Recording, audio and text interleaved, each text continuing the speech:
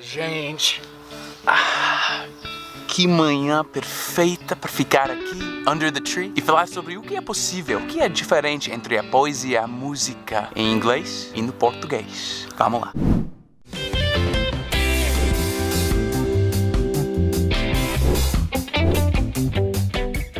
No inglês a gente tem o meme seguinte, e vou traduzir para português. Como é que cough, through, rough e though não tem rima, não rima, enquanto pony e baloney, por algum motivo, rima? Isso é verdade, né? Jogo de palavras no inglês. Mas por causa de tantas palavras ter a mesma pronúncia, mas se escrevem diferentes, tem muitas dessas, eu percebo o tempo todo. Por exemplo, nessa música da Joni Mitchell. I wanna talk to you, I wanna shampoo you, wanna renew you again and again. Né, isso é I wanna talk to you, I wanna shampoo you, I wanna renew you again and again. O rima depende do som da palavra, enquanto no português, olha isso. Da primeira vez que eu ouvi Construção do Chico Buarque, realmente chorei, gente. É tão bonito e as histórias tão fortes, né? Amor daquela vez como se fosse a última. Mas é possível no português por causa da riqueza de palavras proparoxítonas, com ênfase no third to last syllable, coisa que não acontece muito no inglês. Então a rima aqui no português acontece por causa dessa forma proparoxítona, né? Adjetivos como última, único, tímido, bêbado. Os substantivos como pássaro, náufrago, lágrima, príncipe. Tantas palavras incríveis no português que são proparoxítonas. Enquanto no inglês, a única que eu tô encontrando na cabeça é broccoli, né? Brócolis. Não dá. Ai. Mas a gente tem muitos trocadilhos usando muitas categorias gramaticais no inglês. E mais uma vez com palavras que se escrevem, que têm fins muito diferentes. Por exemplo, a minha poema... Opa, poema é masculino? O meu poema... Mas rima é feminina? O meu poema favorito é do Robert Frost. E é assim. Whose woods these are, I think I know. His house is in the village, though. He will not see me stopping here to watch his woods fill up with snow. My little horse must think it queer to stop without a village near, between the woods and frozen lake, the darkest evening of the year. Então tem esse esquema A, B, A, B, B, C, B, é perfeito. E olha, tem muitas palavras diferentes. No fim, né? No é verbo, though é advérbio conjuntivo, here é advérbio, snow, substantivo, queer, adjetivo, near, adjetivo. Todos com uma sílaba só, com significados completamente diferentes. Eu acho que isso é mais possível no inglês, com uma sílaba só no fim de todas essas rimas, do que no português. Mas eu não sei exatamente. Outras coisas são muito mais possíveis no português, na minha humilde opinião, do que no inglês. Por exemplo, a habilidade de construir uma história mais completa, mais descritiva através de verbos no português, porque vocês têm AR, ER, IR verbos. Então muitos verbos rimam, enquanto no inglês não. Por exemplo, falando de Camões. Amor é um fogo que arde sem se ver, é ferida que dói e não se sente, é um contentamento descontente,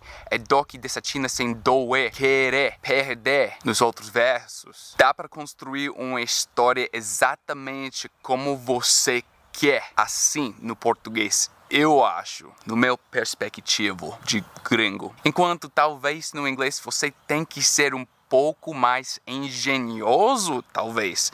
A little defter. E às vezes talvez a gente é mais limitado no que a gente pode colocar num poema.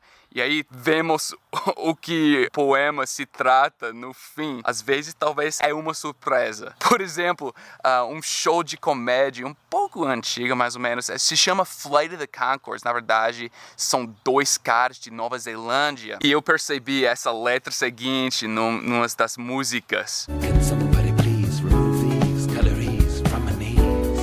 Tipo, alguém pode tirar esses talheres dos meus joelhos? E na verdade, naquela música faz pleno sentido. E é tão perfeito, tão incrível quando acontece uma rima perfeita no inglês assim. E mais uma vez, todos com soletrações diferentes. Please, these, cutleries, knees. Can somebody please remove these cutleries from my knees? Muito da hora. Em português, de novo, olha como os verbos são a âncora do poema ou da música tribalistas. Já sei namorar, já sei beijar de língua agora. Só me resta sonhar, já sei onde ir, já sei onde ficar agora. Só me falta sair.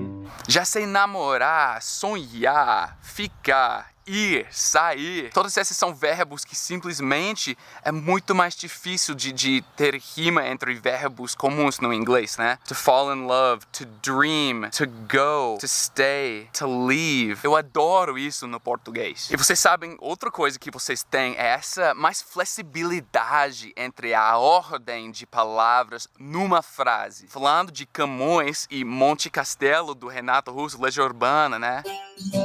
Ainda que eu falasse a língua dos homens. Mas essa outra parte de Monte Castelo que vem de 1 Coríntios, que é sem amor eu nada seria. Que ao pé da letra, na mesma ordem no inglês seria without love I nothing would be. Isso é impossível no inglês. Soa muito estranho porque é errado. Enquanto no português você poderia falar sem amor eu seria nada ou sem amor eu nada seria. E aí dá para trocar a ordem de certas palavras quase sem mudar o sentido e aí cabe mais perfeito num poema, caraca, ou numa música, nas letras, né? Mas enquanto no inglês a gente tem todas essas rimas que são muito difíceis para estrangeiros, mas para a gente é ótimo poder usar tantas palavras de uma sílaba diferentes, que se escrevem diferentes. Esse é de um poema que eu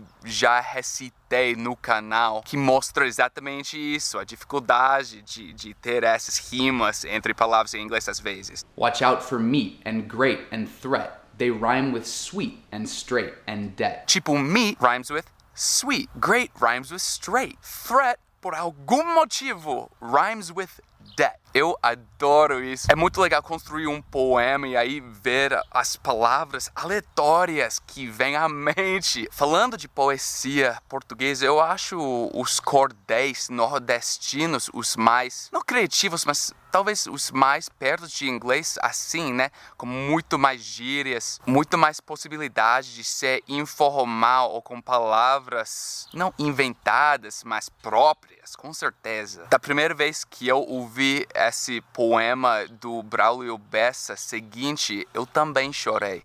Nesse cordel dicionário, eu pretendo registrar o rico vocabulário da criação popular.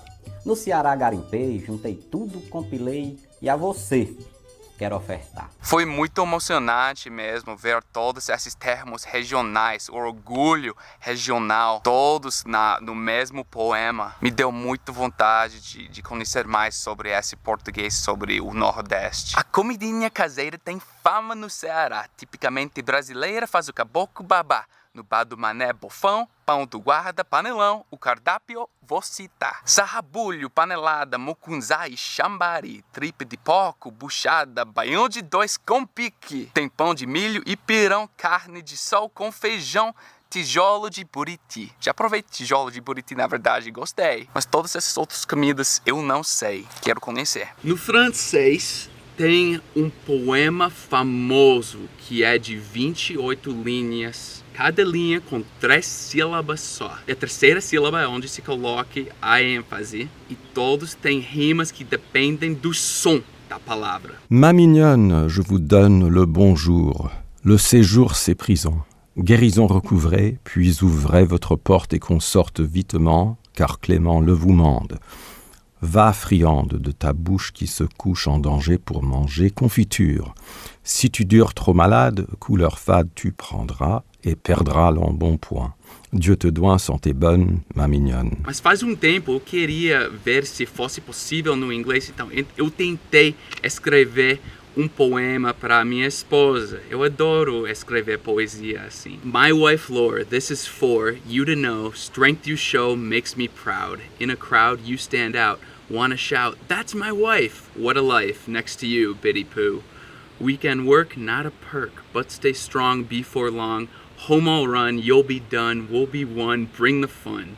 Cozy morns, candy corns, drinks with mums, Aaron comes. Life is good in our hood, 2 days more.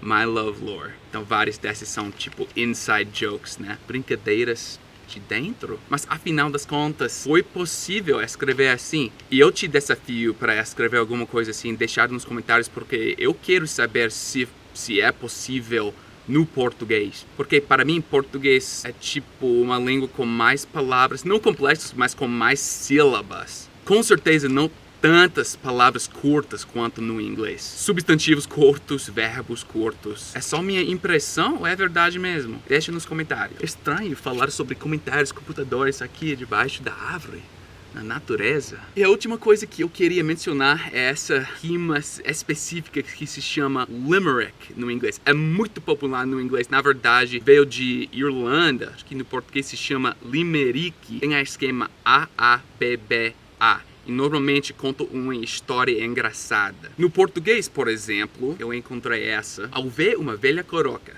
fritando um filé de minhoca, o Zé Minhocão falou pro irmão, não achas melhor ir pra toca? E olha, verbo com substantivo, minhoca, toca. Mas são muito populares no inglês mesmo. Na época de colégio eu escrevia muito só para passar mensagens entre amigos. Por exemplo, esse limerick seguinte não vai fazer sentido para vocês, mas eu me lembro de um dos meus favoritos que eu escrevi. I once knew a girl named Hillary who'd microwave water until her tea was toasty and warm. She'd sit in her dorm and think of things that are auxiliary. Se gosta de saber mais é para pesquisar limerick. Realmente são muito engraçados, rimas ótimas e a boa maneira de aprofundar mais no inglês. Sei lá, cultura irlandesa. Enfim, as duas línguas têm uma riqueza de poesia, de música. Eu amo os dois por motivos diferentes. Queria saber, você tem notado alguma coisa diferente ou estranha? Talvez uma curiosidade no português ou no inglês? Uma rima incrível, um poema tão bonito, tão lindo. Eu quero saber. Deixem seus comentários. But that's it for now. See you guys. Tchau.